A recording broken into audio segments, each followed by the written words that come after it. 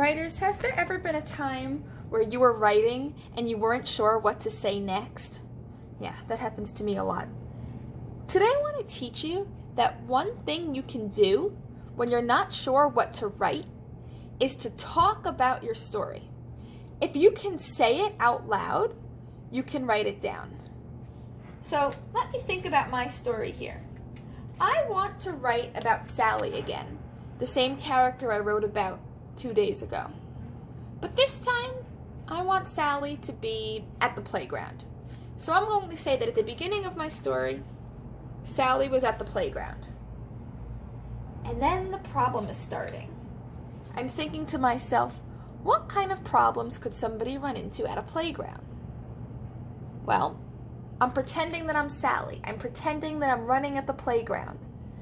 I'm thinking, what could happen to me? Well, I could fall down and get hurt. I could climb up really high somewhere and feel like I'm stuck.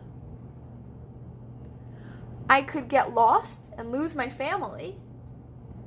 I think I'm going to go with the second one that I said. The part where she climbs up really high and then feels like she can't get down. So Sally climbs up high.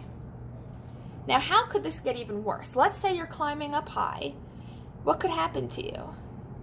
Maybe you can't find someone to help you get down. Or maybe your shoe falls off. That would be a problem. I'm going to say that happens. Her shoe falls off. Okay? Now, how could this problem get solved? I'm thinking back to times when I was at a playground when I was a kid.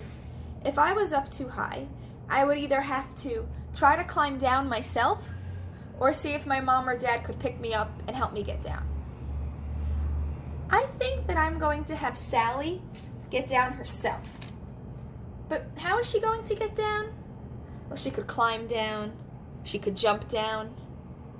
I think I'm going to have her slide down one of those like fireman poles the playgrounds have. She's going to slide down and then hop over to get her shoe. And at the end of the story, what could she learn from this? Well, she was able to climb down without anybody's help.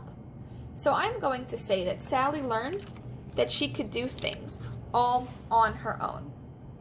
Did you see how I planned my piece there? And I only put a couple of words on each post-it. I don't want to spend too much time on my planning page. Now that I planned my piece, I'm going to put these post-its into my writing booklet. But as I put my post-its there, I'm going to tell my whole story out loud. Because if I can tell it out loud, I'll be able to write it down. I actually already wrote the first sentence of my story, but right now I'm just going to put the post-its down. So, Sally ran to the playground. She loved the playground. She couldn't wait to swing on the swings and jump on the jumping bridge and slide down the slide. Second page. But Sally didn't like anything as much as she liked to climb. She found herself climbing on the playground higher and higher. Suddenly, she was up taller than all of the other kids. She looked down. Uh-oh, she thought. How am I ever going to get down?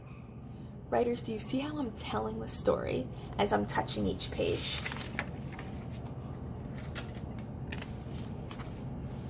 How am I going to get down? She wondered.